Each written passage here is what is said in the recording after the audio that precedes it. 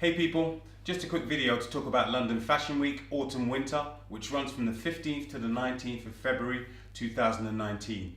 Now I'm really excited about this event because I shot London Fashion Week for the first time Spring Summer 2018 for the Fashion House Runway. This was an absolute baptism of fire for me. I learned a great deal. I was behind the scenes interacting with models, hairstylists, makeup artists, and got to see all the behind the scenes elements of how a fashion show comes together.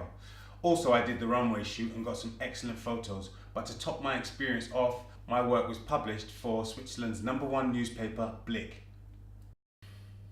Today's video will focus on how to prepare for London Fashion Week, the lenses and equipment to take with you, how to shoot a model backstage in an inobtrusive way, and how to shoot a moving subject on a runway coming towards you so that the image is sharp from head to toe and so that the photo is of editorial quality.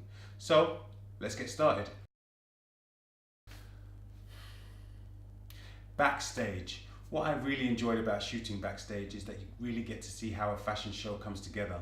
You have teams of people milling around, working against the clock to ensure that the model's hair, makeup and outfit are absolutely flawless. The environment is intense and chaotic, and I'd summarize it as organized chaos. I loved this environment, and actually, as I approached backstage, I felt like the child that had left their wardrobe and entered Narnia. The thing to remember, working in such a busy environment, is that you should avoid getting in anyone's way. And to do this, the best thing I would recommend you do is to make sure that you carry at least one telephoto lens to be able to stay well out of the way and take some great reportage photos. I also carried my 35mm 1.4 to be able to take wide angle shots as well. And that was sufficient for me to navigate the room. The other thing to note is that you mustn't move anything without permission. It can be quite frustrating if you move something that you think is just an innocuous suitcase and it turns out to have all of the makeup that somebody is looking for at a particular moment. An urban legend has it that many a rookie photographer have met their demise by doing something that was seemingly innocuous. And the final point, shooting with telephoto lenses, also after a while you become the proverbial fly on the wall. Now this enables you to take great reportage photos, and after a period of time some of the models are able to relax around you and happily pose for photos, which is quite nice. So you'll get a mixture of reportage photos and some lovely portraits that can add to your portfolio and the work that you actually produce. Moving on to the runway. Now, in order to shoot runway effectively, you need to make sure that your preparation is spot on. I would suggest that you attend the run-through, which takes place usually an hour to an hour and a half before the show starts. And this is effectively the models running through the show to make sure that they've got everything right. To show you how I go about setting up my camera, let's hop over to Lightrooms. Here we are in my Lightroom's workflow. This is just to give you an idea of my camera settings during the run-through and how I go about setting up my camera. I know that my shutter speed must be at least 1/250th of a second or faster, because this is fast enough to capture movement sharply from head to toe. I would use an aperture of f4 or wider. It's slightly more tricky to capture a moving subject with a smaller aperture as they walk down the aisle towards you. And finally, my ISO would start at around 200. And this is generally, once I've got my camera set up with an aperture and a shutter speed that I'm happy with, my ISO is generally the only thing that I would consider adjusting during the show. Or you can't use flash on a runway, so you have to set up with the lights that are provided, which are usually behind you and overhead in the pit. But the fairer skin models tend to be slightly overexposed the closer they get to those lights. So you need to find somewhere within the runway that is a sweet spot to be able to capture the model and expose her accurately and at a distance that is you can hit consistently.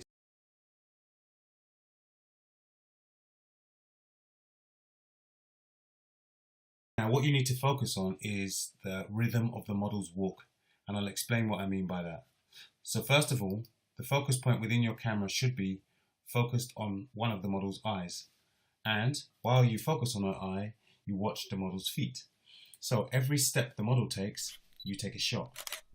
And what you're aiming to do is to make sure that the model's foot is firmly placed on the floor with every click of your camera. So this is just kind of my workflow from Lightrooms, and what I would do is select the best 2 or 3 photos and then eventually narrow it down to 1 or 2 photos.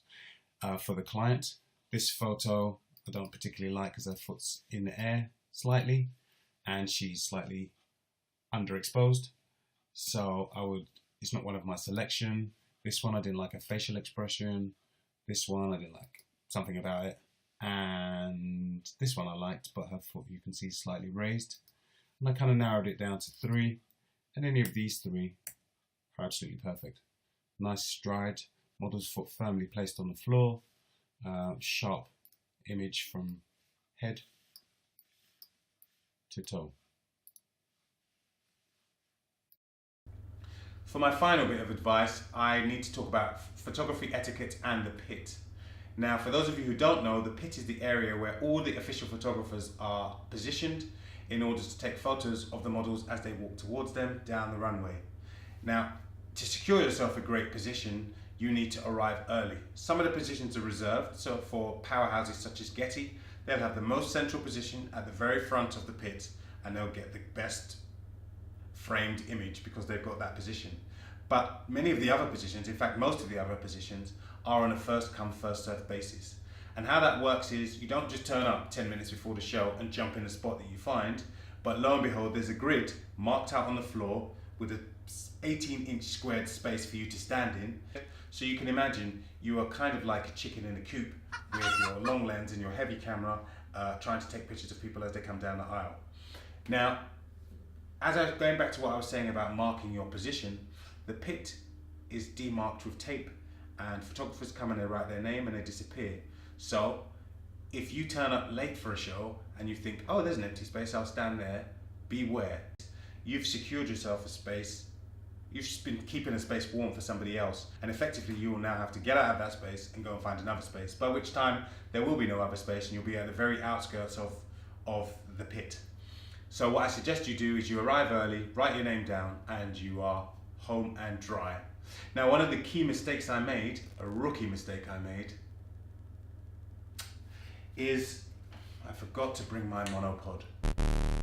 Now, if you consider my camera weighs 1.5 kilos and the lens weighs 2 kilos, I had 3.5 kilos to hold up at my eye for the duration of the show. Now, this was a real rookie mistake, but fortunately for me, the guns here are quite big, so I managed to shake my way through the show and occasionally knock a slightly shorter photographer on the head from time to time, which fortunately he didn't mind, and get some great images. To top it off, as I said before, my work was published on the front cover and on a couple of internal pages of Switzerland's #1 magazine, Blick, which for me was an absolutely massive achievement. So that concludes today's video, and if you like it, please give me a like. If you want to see more videos of this type, subscribe, and give me any comments and feedback in the thing below. Alright, thanks ever so much.